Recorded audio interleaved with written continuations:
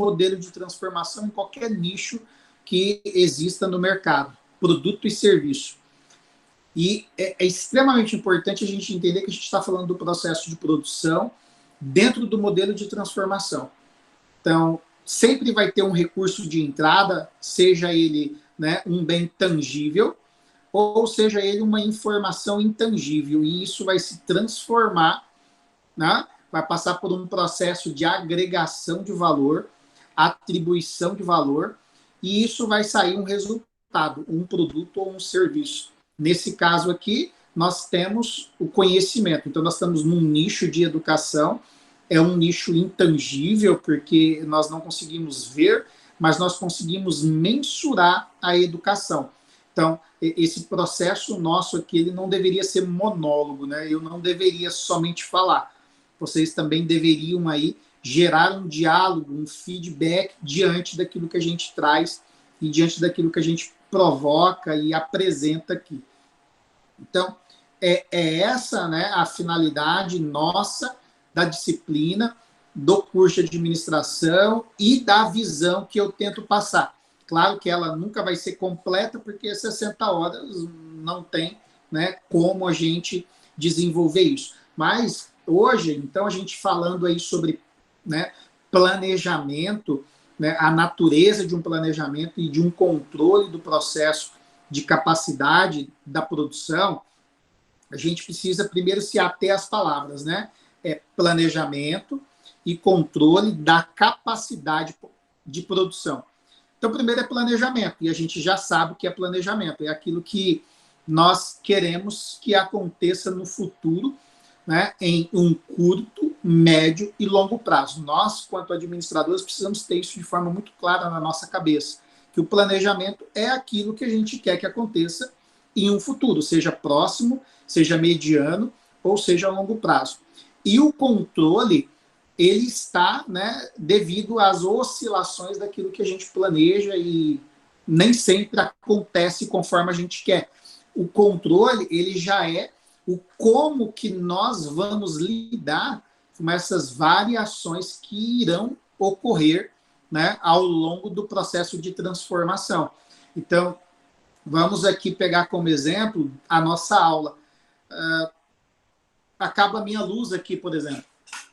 Olha só, como que eu vou lidar com essa situação para continuar minha aula? Eu preciso encontrar um meio, ou eu abro a porta, ou eu encontro um jeito de dar aula de uma outra forma, porque eu planejei dar aula aqui, né, no meu escritório, enfim, olhando para vocês, com luz, cadeira, mesa, mas pode acontecer alguma coisa.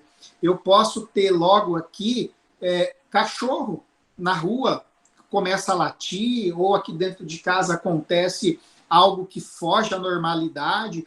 Então, isso é uma variação daquilo que está planejado. A internet cair, né? E aí, como é que a gente faz? A gente precisa, né, garantir que aquilo que foi planejado possa ser ainda concluído. Tem que estar ainda em andamento a fim de fechar aquilo ali. Não é porque, né, algo aconteceu que aquele planejamento cai por terra e as coisas não vão mais acontecer. É por isso que é um planejamento, e planejamento tem os seus controles. Então, quando a gente está falando de administração de operações e serviços, a gente tem um modelo de transformação. Tem as entradas, tem a agregação de valor aos bens, né? E sai um produto ou um serviço. Então, você está num nicho aqui, no nosso caso, da nossa aula, é um nicho do setor de serviços, e a gente tem variações, oscilações daquilo que foi planejado, tanto para comigo, quanto para com vocês. Então, é necessário nós termos controle. Esses controles, eles acontecem nas mais diversas formas possíveis. Pode ser com ferramentas manuais, uma simples folha de acompanhamento para anotar, um checklist já é o suficiente para nós lidarmos com essa situação. Então, nós precisamos entender que o controle, ele sempre vai fazer parte do nosso processo de produção. todo processo organizacional, independente de qual seja ele vai existir um processo de controle. Alguma coisa vai precisar ser ajustada. E, na aula passada, eu tinha, né, comentado com vocês o conceito do que é uma organização. Então, a organização é aquele ajuntamento de duas ou mais pessoas que trabalham, ou pelo menos deveriam trabalhar, né, em um único propósito, em um único objetivo. E alcançar esse objetivo. Mas existem variações ali, né, de objetivos, de propósitos, enfim. Alguma coisa foge. E é onde entra o controle, a necessidade de controlar. E quando a gente fala em controle, parece simples, mas quando a gente vai para uma linha de produção, para uma linha operacional, a gente começa a ter N e N situações, variações que interferem, por exemplo, no time de produção. Então, a gente começa a ter aí um aumento, né, no tempo que influencia, por exemplo, em eu ter mais pessoas trabalhando por um tempo maior. Isso influencia em um investimento maior, em um custo maior. Não é só o fato de ter, de repente, vou tomar como exemplo aqui, eu tive um desfalque de mão de obra no meu processo de produção. Isso é uma variação, isso acontece. Eu já trabalhei em indústrias que têm setores, indústrias grandes, que têm setores que têm 300, 400 pessoas de um único setor. E em um único dia faltar 15 pessoas, 10, 20 pessoas. Isso não é incomum de acontecer. O dia que você trabalhar numa empresa grande, eu não sei se aqui tem alguém, né, que trabalha numa empresa grande, pode experienciar isso. E aí, como é que você lidar com essa situação? Você tinha planejado uma quantidade de produção que ela está intrinsecamente ligada à quantidade de mão de obra. Eu vou continuar mantendo o meu planejamento? Vou, só que isso vai sobrecarregar todo o meu processo, seja ele de tempo, seja ele, né, de custo, enfim, eu vou precisar desenvolver manobras para dar conta disso. Lembra, a flexibilidade é um indicador de desempenho também. E é necessário que a gente encontre meios de superar esses déficits ao longo do nosso processo de produção. Vou pegar um exemplo aqui que aconteceu comigo essa semana. Eu fui comprar, né, um fast food e eu fui até o local. E quando eu cheguei lá, né, o dono do estabelecimento me disse o seguinte: olha, faltou um entregador nosso. Nós estamos aqui numa loucura.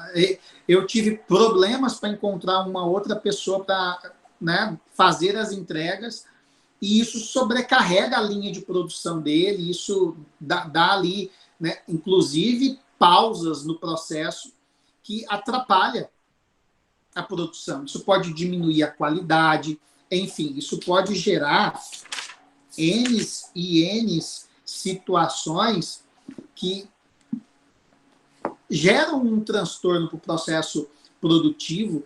E quando você olha para a sua demanda, né, quando você olha para a sua linha de distribuição, você começa a ver implicações, e implicações que, né, às vezes podem ser desdobradas, por exemplo, na ausência de qualidade, na ausência de confiança, ou enfim, há vários fatores que podem, né, contribuir aí para essas variações, essas oscilações daquilo que foi planejado. Então, pode interferir, né, assim, fazendo aqui um resumo sistemático, pode interferir na qualidade, nos custos, né, na receita bruta ou líquida, o capital num todo, né, a questão que envolve velocidade, confiança, flexibilidade. Então, a gente tem diversas situações que são, né, prejudicadas devido às oscilações que ocorrem diariamente.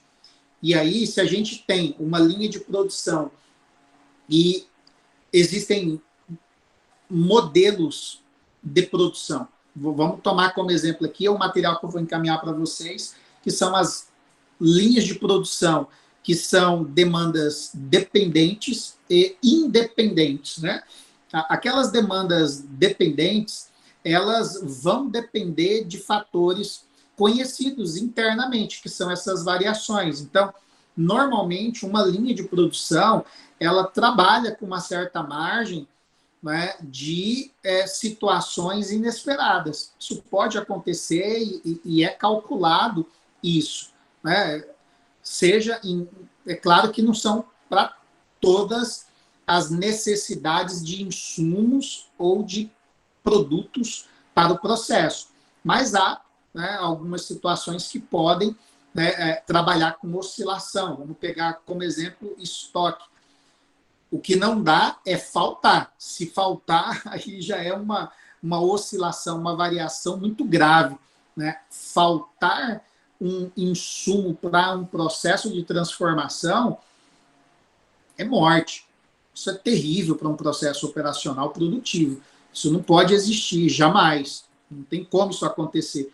Talvez para um processo, né, pequeno, ou no interior onde a gente está trabalhando, talvez a gente ache normal, mas isso não é normal, tá? Isso não pode acontecer.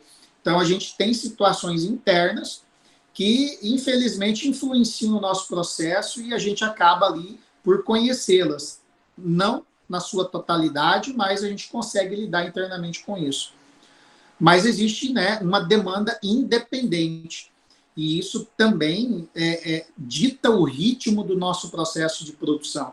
Então, eu tenho N situações que podem ocorrer externamente.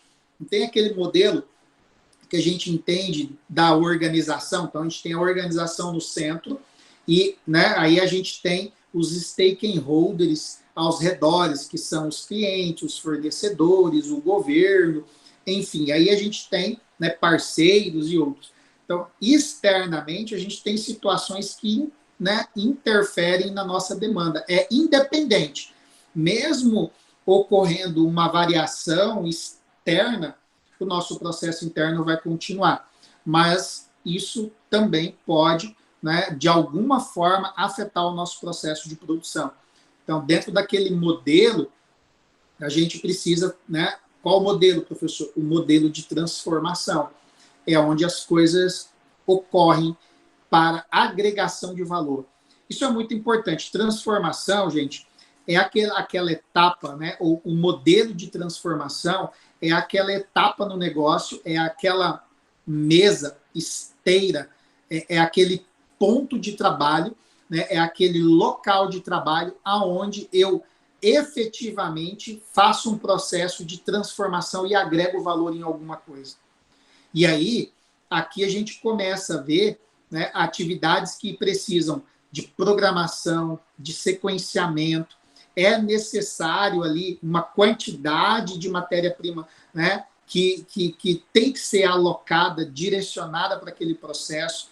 E eu preciso ir monitorando e controlando essas operações a fim de que eu tenha tanto eficiência produtiva quanto eficácia nos meus processos. Então, é assim que, como que seria o nosso modelo de transformação? Eu tenho um planejamento, e aí, né, eu começo a ter ali uma programação com uma demanda de insumos para transformação, que é a execução do processo de produção, e isso precisa ter eficiência. Essa eficiência, ela eu produzir o meu planejado, né? E isso envolve tanto os recursos físicos, seja a infraestrutura ou os materiais necessários, com o menor custo possível. E aí é onde eu começo a ter as variações daquilo que foi planejado, é onde eu preciso ter o controle dos meus processos de produção. Para que isso se transforme em um produto ou em um serviço, eu preciso ter eficácia. Né? Eu preciso fazer com que a minha eficiência entregue de forma eficaz tudo aquilo que foi planejado.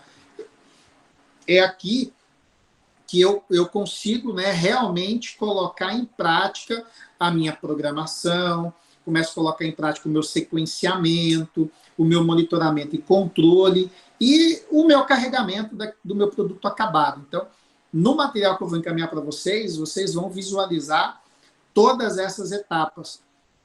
E o que é importante a gente entender dentro daquelas duas linhas de produção que eu falei para vocês? Uma independente e uma dependente. Nós temos um sistema de produção que ele é empurrado e um sistema de produção que ele é puxado. E dentro desses modelos existem N situações que a gente pode estudar de forma mais aprofundada para que a gente consiga aí, né, dar um maior controle para aquilo que a gente planejou. Mas vamos pegar o seguinte, o que é um sistema, professor, puxado, né, de produção? O sistema puxado de produção, ele é quando eu produzo conforme a minha demanda tem necessidade.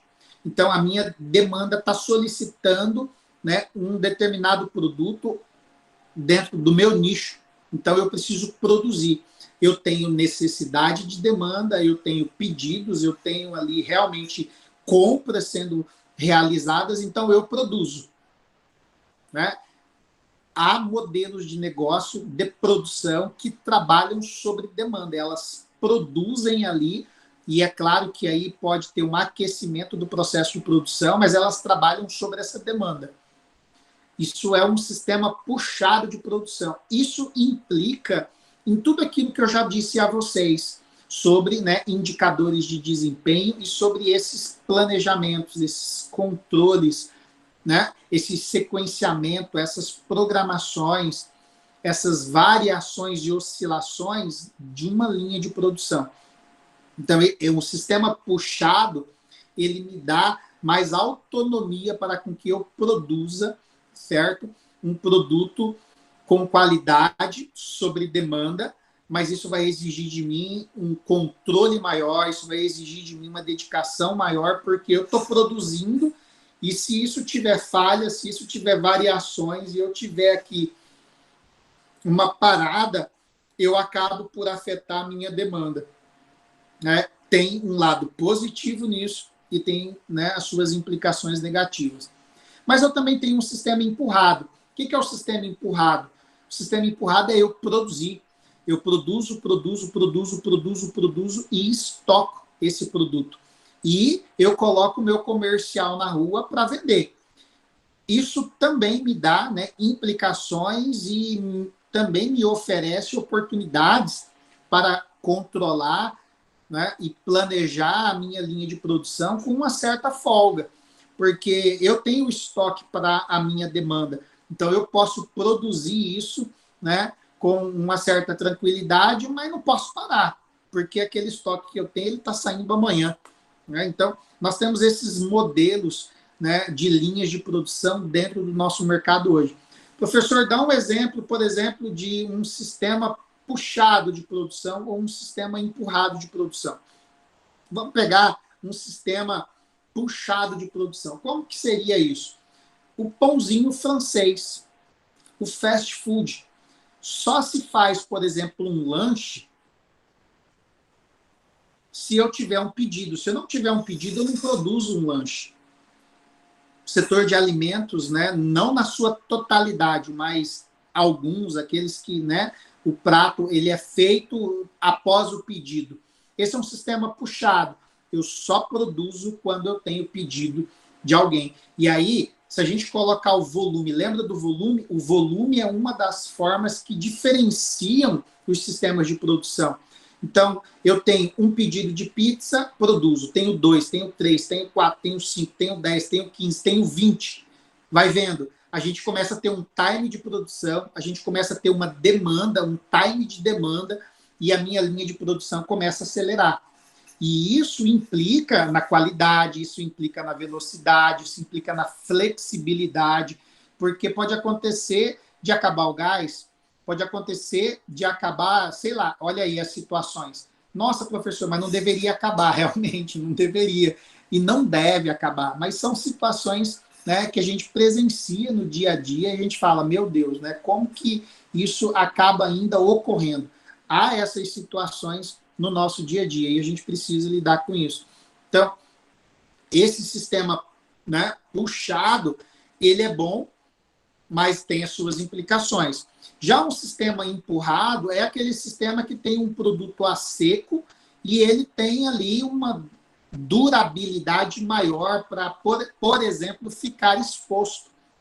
Pode ser dentro de um setor de alimentos também. A gente pode pegar uma pizza como exemplo, mas a pizza congelada. Você já foi a um supermercado e comprou uma pizza congelada?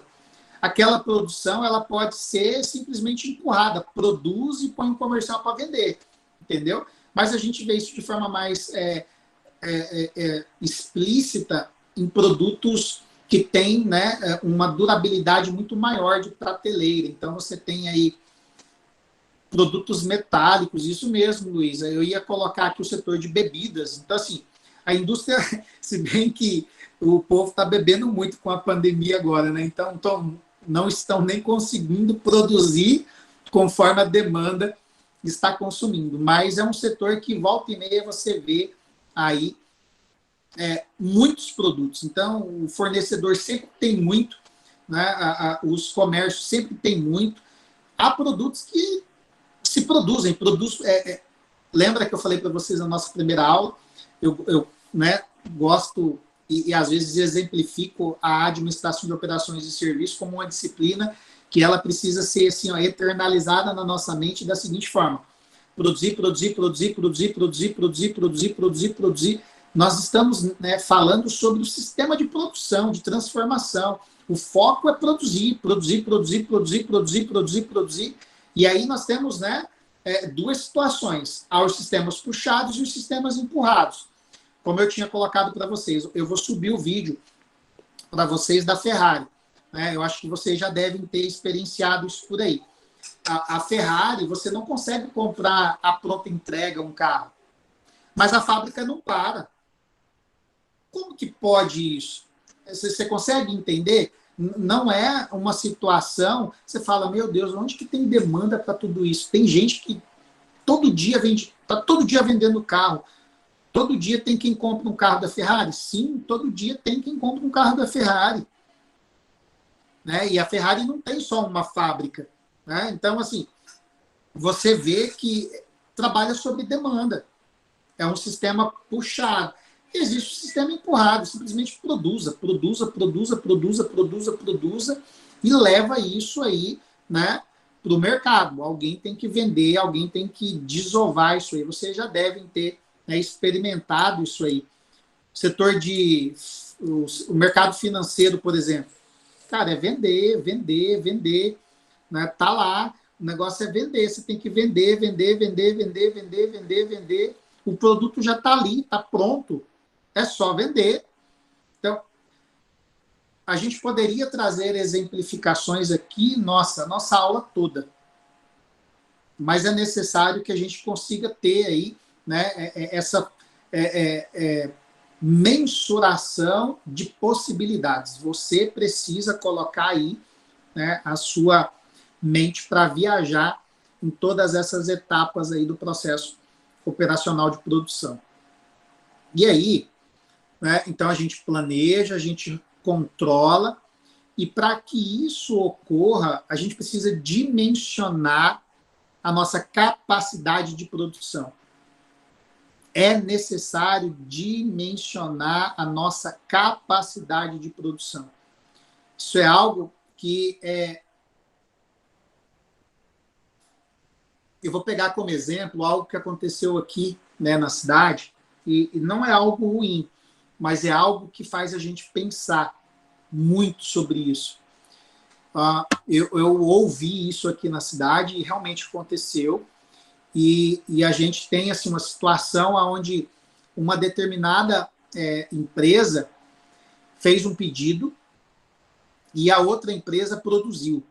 Só que ela produziu a noite toda. Olha só. Então, a gente precisa ter aí um dimensionamento de capacidade de produção. Quanto é, né, que eu consigo produzir em um período de produção? Entenda, a gente tem que estabelecer um tempo de trabalho, um tempo de produção. E é claro que isso ele não entra como uma regra. Se a gente for para o empreendedorismo, você vai ver que, né, quem é dono do seu próprio negócio trabalha de segunda a segunda e está feliz e contente, nunca mais quer, por exemplo, ser empregado de alguém. Então, a gente acaba se dando para aquele negócio, para aquele tipo de serviço, né? E é claro, tem N situações que aí dentro são variáveis para com que a gente possa, de repente, ter uma escalabilidade do negócio, que a gente consiga ter um produto, né, e um negócio que ofereça um tempo maior para o nosso descanso, enfim, que a gente tem várias variáveis dentro desse processo. Mas será que eu tenho capacidade de produzir aí uma demanda solicitada? Então, quando a gente fala de demanda, a gente precisa tomar a seguinte reflexão para a gente fazer aqui as nossas reflexões. Quanto eu consigo produzir ou quanto eu preciso produzir diariamente para atender a minha demanda? Porque se você abre um negócio para produzir, né, e aí acaba pensando que você vai ter uma demanda pequena, você começa a ter prejuízos no seu negócio. Vamos pegar como exemplo espetinho. E isso leva para o grande estabelecimento, para a grande linha de produção. Suponhamos que, né, aqui acho que todo mundo já teve na Unemate presencialmente lá, e você vê que lá na frente, por exemplo, tinha um rapaz que vendia o espetinho. E ele planejava uma quantidade de espetinho para aquela noite. Mas se ele dimensiona aquela quantidade errada, às vezes não dava nenhum intervalo, que é às 9, você chegava lá já não tinha mais espetinho. Você vê que ele planejou uma capacidade de produção que ela poderia ser muito maior daquilo que ele dimensionou. Então, a gente precisa, né, dimensionar uma quantidade de produção de acordo com o tempo, de acordo com o processo, que a gente possa atender toda a nossa demanda. Nós não podemos ter aí, né, oscilações de tempo. É necessário que a gente tenha, de forma razoável, um horário de funcionamento, mas que a gente consiga produzir aquilo que a nossa demanda pede. A gente precisa fazer isso. A gente não pode ter ali oscilação no produto produzido para atender a nossa demanda. Isso acaba prejudicando o nosso processo de produção. Quer ver mais um exemplo? A nossa faculdade. Vamos tomar ela como exemplo, é um nicho de serviços. A nossa primeira fase, ela possui 40 vagas para os ingressos. A gente precisa fechar essas 40 vagas, porque dentro da sala de aula tem 44 cadeiras, né, no total. Cada turma nossa possui 44 alunos. Né, aquilo que está planejado. Professor, mas a gente não tem. Então, essas são as percas no processo que nos custam. Há custos em nós termos uma cadeira vazia, porque assim, ó, pensa como empresário. Eu estou pagando um professor, tá? Eu vou valorizar aqui a minha classe agora. Eu estou pagando R$10.000 para um professor dar aula para 10 alunos. Mas na minha sala de aula, eu tenho 40 carteiras. O custo é o mesmo, porque a minha iluminação está ligada, as cadeiras estão vazias ali, o quadro está ali, os recursos necessários estão ali. Então, eu estou tendo uma perca financeira enorme nesse processo, porque eu precisaria ter os meus 40 alunos dentro da sala de aula, ocupando aquelas 40 carteiras. Isso fala de planejar a capacidade de produção. É claro, né? Isso se leva para inúmeros outros ambientes. Vamos pegar a situação da pandemia. Como é que estão os leitos de hospitais, por exemplo? Nós temos aí leitos suficientes para atender a essa demanda, né? Essa necessidade de atender aí aquele afetado pela pandemia, pelo Covid.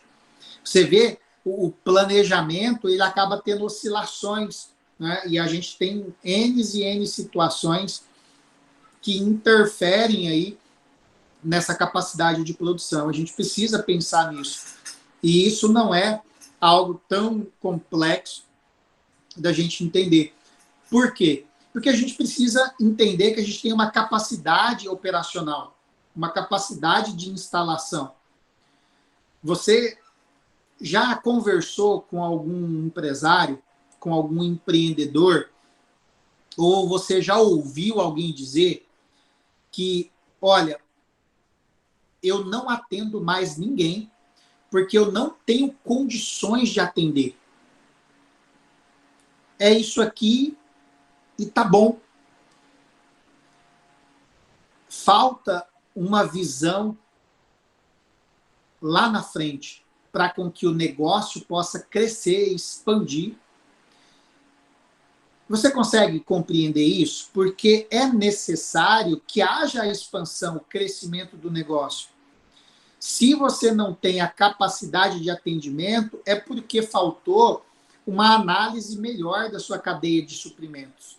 É claro que você cresce, você vai crescendo e você vai ali, né, aumentando a sua instalação física, você vai aumentando os seus recursos de infraestrutura, você vai melhorando a sua capacidade de realização operacional, então você investe em mão de obra, investe em tecnologia, você começa a estabelecer contrato com os fornecedores que vai te garantir ali, né, a matéria-prima necessária para o seu processo não parar, mas você precisa ter essa análise. Se você não fizer essa análise, né, então uma linha de produção, ela pensa assim, dentro de uma indústria. Tanto é que, às vezes, chega a ocorrer um ajuste dessa capacidade de produção que envolve horas extras, que envolve você contratar mais pessoas porque você teve uma necessidade de demanda independente externa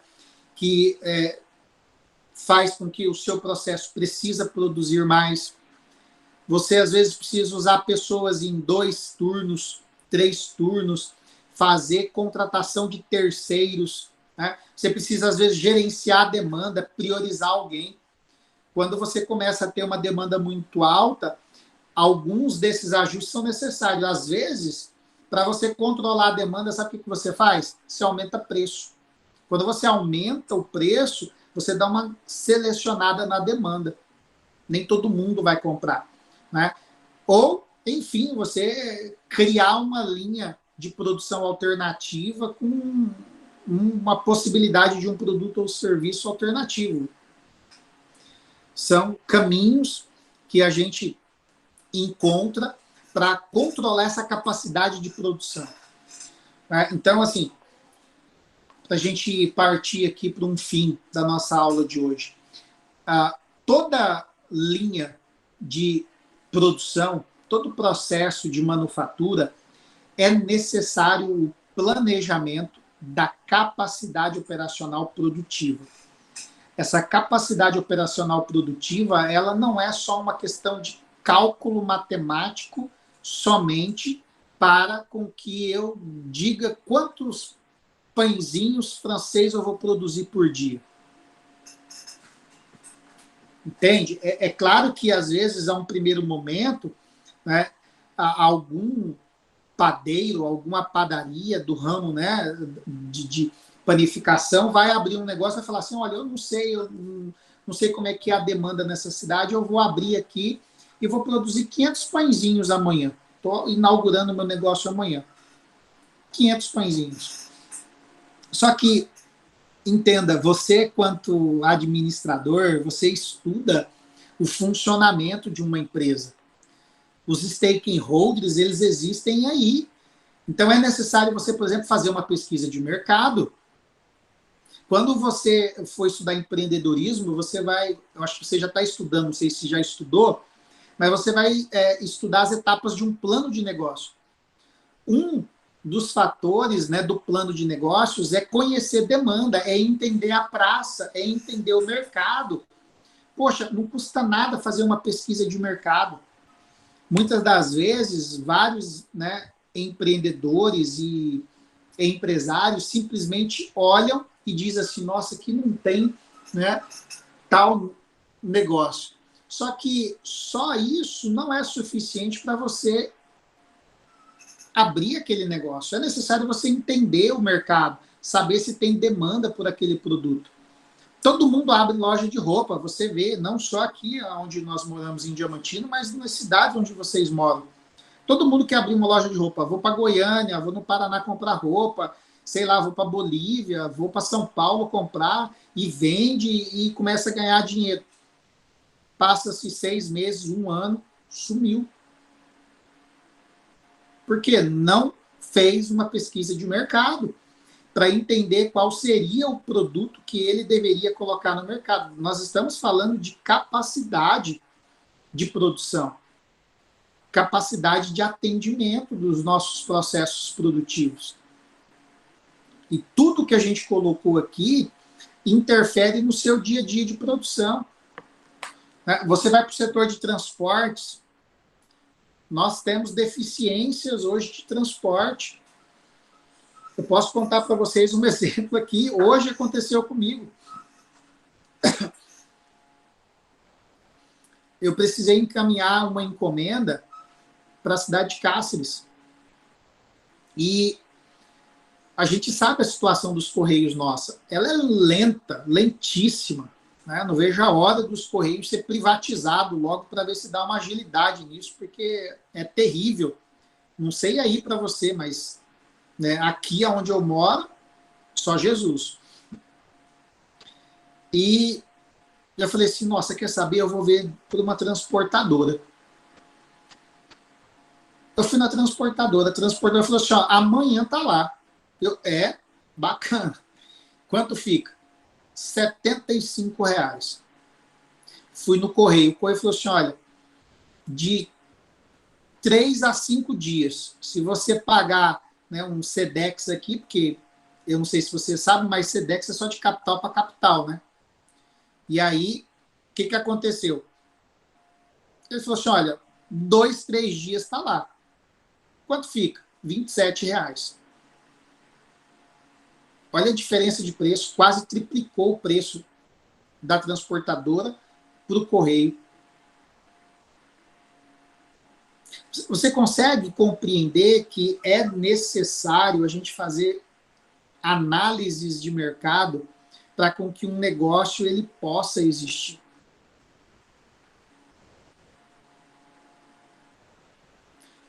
Eu acho que essas provocações vocês precisam fazer agora dentro da empresa de vocês. Como que é o processo de produção aí na empresa de vocês? Como é que é o atendimento aí dentro da empresa de vocês? A estrutura de vocês comporta a demanda que vocês têm? A capacidade de produção poderia aumentar? Vocês têm espaço para isso? A empresa poderia, né, melhorar a infraestrutura dela para dar conta, né, de aumentar uma demanda?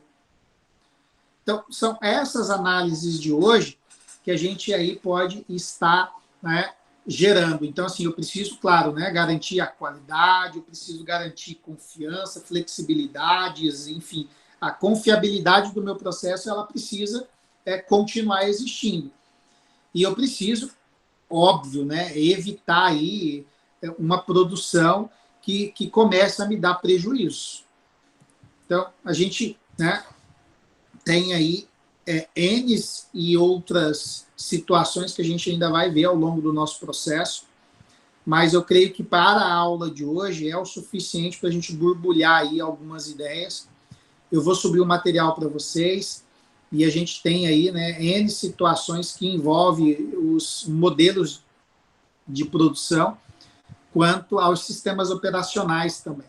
Então, a gente tem softwares hoje que realizam aí esse planejamento, esses cálculos de mão de obra, de time, de máquina, de quantidade de infraestrutura necessária, de demanda para esse processo de produção. Deixa eu ouvir vocês um pouquinho aí. Senão eu vou ficar com a garganta seca aqui.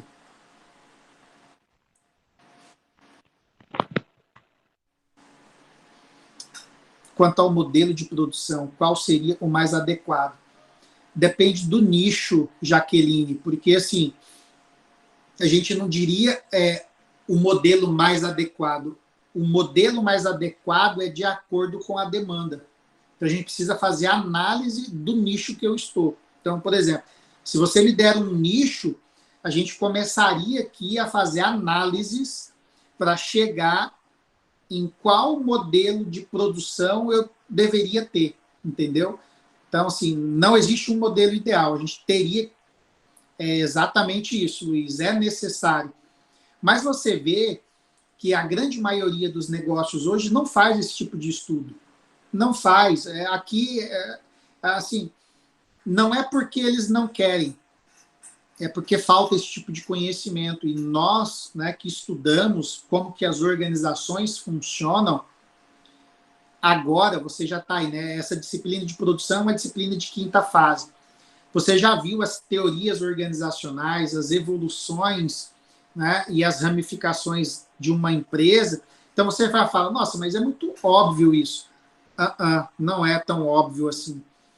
Você vê muitos negócios sendo abertos na sua cidade, e você fala, nossa, mais um, daqui 6 meses ele fecha a porta, né? E aí você fala, meu Deus, às vezes abre um negócio numa estrutura muito grande e ele não consegue manter aquela estrutura. Ou às vezes ele não faz análise nenhuma, e tem toque, vai, e enfim. Diga aí, Daniela. Ô, professor, quanto ao sistema de produção puxado ou empurrado, eu acredito que a maioria, até um exemplo que vem na minha cabeça, são as lojas de roupas, né? A minha tia mesmo, ela revende roupas e ela tem os dois sistemas. Os revendedores que trazem a pronta entrega, as mercadorias, e os revendedores que vêm com mostruário compactado, com uma peça de cada modelo para fazer o pedido, passar para a fábrica, produzir e mandar para ela. Então, assim, a gente pode fazer uma análise de vários ramos que utilizam dos dois, né? Exatamente, exatamente. E aí, ó, vamos pegar o ramo que você colocou, lojista. Tem lojas que você vai que tem roupas que estão lá há década. É como se você colocasse a calça em pé e ela parasse sozinha. É um negócio que já não está mais na moda. O que é aquilo? Foi lá, comprou em grande quantidade e pensando da seguinte forma, olha, se aparecer, eu tenho para quem vender. Não é uma forma boa de você fazer a gestão do seu negócio. É necessário você conhecer um pouquinho do seu público, da sua demanda, para que você possa produzir e atender a sua demanda de uma forma mais personalizada. Isso é importante. E é claro que aí vem outros fatores, né? Como saber lidar com a sua clientela. Se chegar e você não ter o produto, você precisa encontrar formas de garantir que aquele, né, cliente, às vezes, até espere pela produção. Ó, eu vou fazer o seu pedido vai estar aqui daqui 10 dias. Vai depender muito da necessidade de cada um, mas você consegue trabalhar essa necessidade. Mais alguém? Por exemplo, igual o senhor falou aí nesse negócio, de quando o cliente quer um produto e você não tem. Por exemplo, aqui em casa, eu e minha mãe, a gente vende produtos de cosméticos. Então, às vezes, o cliente quer um determinado produto que a gente não tem. E aí a gente fala, então, se você quiser, a gente pode estar fazendo o pedido. E a gente tem que esperar o produto chegar. Tem empresa que chega o produto com 3, 4 dias. Tem empresa que demora 15, 20 dias.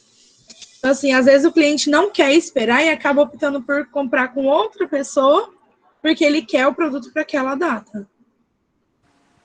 Exatamente. E é necessário você aí, Karina, ter o controle do que vendeu, do produto que você vendeu. E a gente tem, por exemplo, eu tenho alunos da Unemat nossos, ex-alunos nossos, que, por incrível que pareça, não faz isso hoje ainda. É incrível, assim, ó, parece que santo de casa não faz milagre, né? Às vezes, quando você se torna um empreendedor, você acaba deixando alguns conceitos, alguns aprendizados de lado. Você precisa ter um controle do que vendeu, da variação dos seus produtos comercializados. Por quê? Se você faz isso, planilha num Excel, por exemplo, você consegue identificar se aquele produto você pode comprar para ter um estoque maior ou menor. Né? Claro que existe aí, né, os seus casos esporádicos. Tem determinados produtos que uma vez na vida, uma vez na morte. Mas se você tiver o histórico de que aquele produto, em algum momento, você já o comercializou, principalmente quem trabalha com venda, gente. Enfim, qualquer nicho de produção, serviços ou produto, você precisa ter, né, um histórico dos seus processos. Não tem como você trabalhar hoje sem histórico dos seus processos. Mais alguém?